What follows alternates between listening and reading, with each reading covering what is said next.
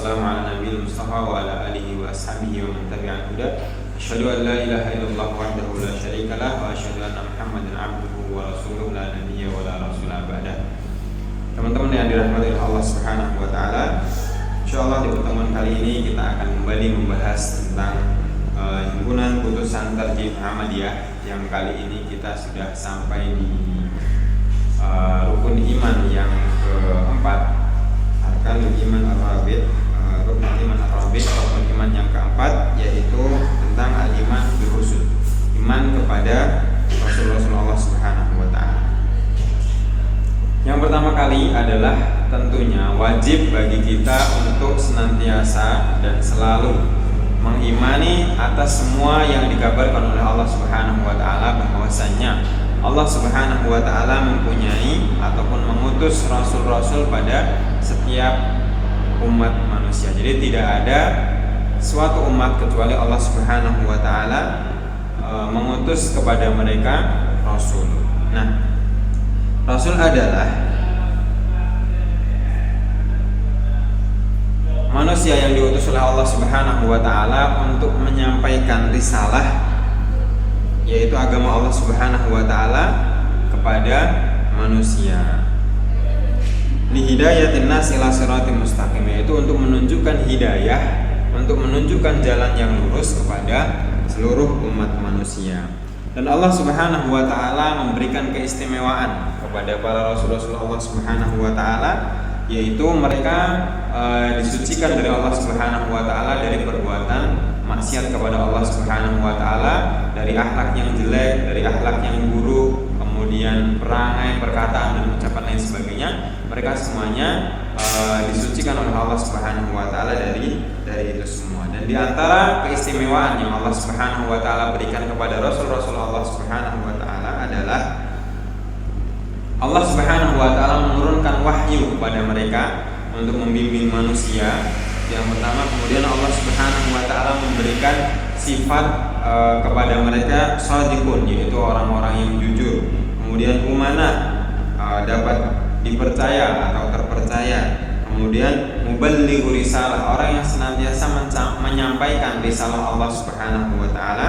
Kemudian futonaun, yafhamun wa yufhimun. Jadi fatona, mereka adalah orang-orang yang cerdas, yang gampang sekali memahami apa yang Allah Subhanahu wa taala perintahkan kepada mereka, dan mereka mudah untuk memahamkan manusia tentang apa yang Allah Subhanahu wa taala perintahkan kepada mereka.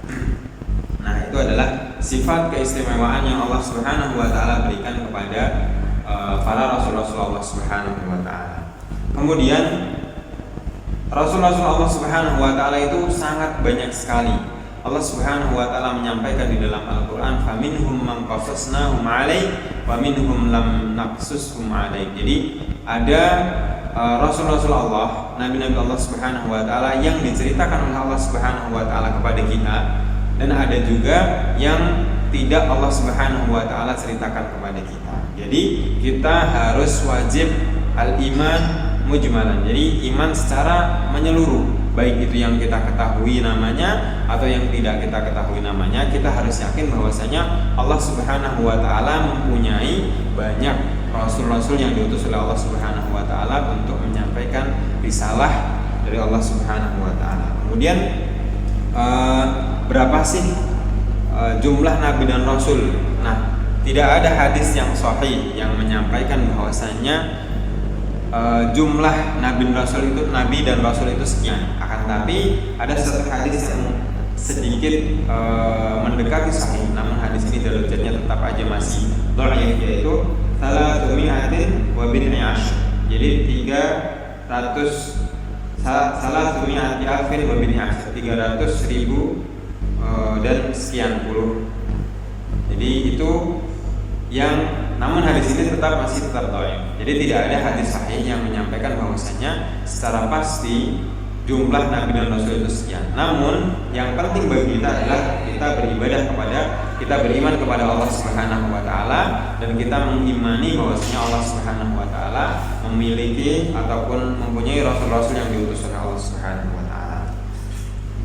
Kemudian dari dari banyaknya rasul yang diutus oleh Allah Subhanahu wa taala, di sana ada rasul-rasul yang diistimewakan oleh Allah Subhanahu wa taala. Yang pertama adalah Muhammad, kemudian Ibrahim, kemudian ada Nuh, Musa dan Isa. Ini para ulama mengatakan mereka disebut sebagai ulul azmi.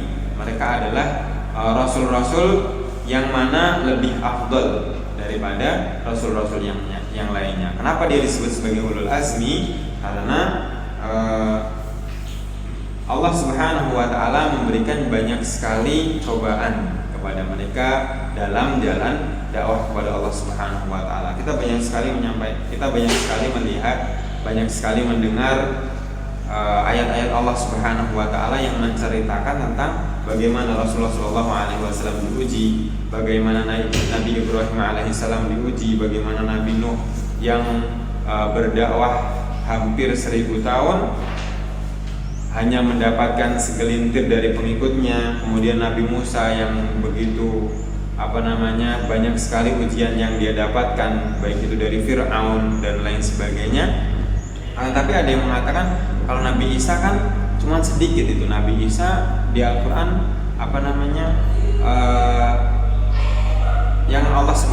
ujian yang Allah Subhanahu wa taala berikan nggak sebanyak rasul-rasul sebelumnya. Maka di sini bisa kita sampaikan bahwasanya dakwah Isa lam yantahi. Dakwahnya Nabi Isa ini belum habis, karena Allah Subhanahu wa taala mengangkat ke langit dunia Nabi Isa dalam keadaan masih hidup, dan nanti Nabi Isa akan diturunkan lagi oleh Allah Subhanahu wa taala di akhir zaman. Nabi Isa masih akan bertemu Dajjal, Nabi Isa masih akan bertemu dengan Ya'juj dan Ma'juj. Jadi dakwah Nabi Isa alaihissalam masih panjang. Dan itu semua harus kita yakini, kita harus yakin bahwasanya Allah Subhanahu wa taala mempunyai rasul-rasul yang diutus untuk mengajarkan risalah Allah Subhanahu wa taala kepada manusia.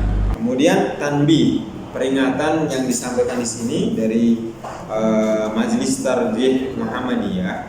Di situ ada bahwasanya dari setiap rasul atau nabi yang diutus oleh Allah Subhanahu wa taala semuanya mempunyai mukjizat. Yang mukjizat ini adalah sesuatu yang urusan khariqun lil adah, sesuatu urusan yang di luar nalar kita. Jadi tidak masuk akal. Nah, apa tugas kita? Tugas kita adalah mengimani semua yang Allah Subhanahu wa taala sampaikan kepada mereka dan Allah Subhanahu wa taala berikan kepada mereka. Sebagaimana Allah Subhanahu wa taala memberikan mukjizat kepada Nabi Ibrahim yang dibakar tidak apa-apa. Ini kan sesuatu yang tidak masuk akal. Kemudian tongkat Nabi Musa bisa menjadi ular. Kemudian Nabi Isa bisa menghidupkan orang yang sudah mati. Kemudian Rasulullah SAW diberikan kepadanya Al-Quran. Ini adalah mukjizat yang diberikan oleh Allah Subhanahu wa taala untuk meyakinkan dan sebagai bukti bahwasanya mereka adalah rasul yang diutus oleh Allah Subhanahu wa taala untuk menyampaikan agama ini secara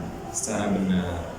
Nah, itu yang wajib dan harus kita imani. Kita tidak boleh mengimani sebagian dan mengkafirkan ataupun mengingkari sebagian.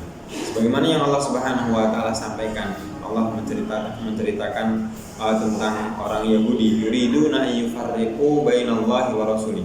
Mereka ingin memisahkan antara Allah dan Rasulnya, wa yu'minu bi ba'din wa yakfuru bi ba'd. Mereka mengimani sebagian rasul dan mengingkari sebagian yang lainnya. Ulaika humul kafirun haqqan. Mereka lah orang-orang kafir yang sebenarnya. Jadi orang yang kafir terhadap, orang yang mengingkari terhadap Rasulullah Allah Subhanahu wa taala, mereka hanya mengimani sebagian dan tidak meyakini sebagian, itu masuk dalam kategori kafir ataupun mengingkari iman kepada Allah dan Rasulnya. Jadi rukun iman yang ia miliki gugur, ya. Rukun iman yang ia miliki ambruk atau jatuh. Ini tidak diperbolehkan. Jadi tugas kita apa? Tugas kita adalah iman secara benar, iman secara yakin, seyakin-yakinnya bahwasanya Allah mempunyai rasul Allah sangat banyak sekali. Tidaklah ada suatu kaum kecuali diutus kepada mereka rasul untuk menyampaikan risalah Allah Subhanahu wa taala. Wallahu taala alam bisawab. Billahi taufiq wal hidayah. Assalamualaikum warahmatullahi wabarakatuh.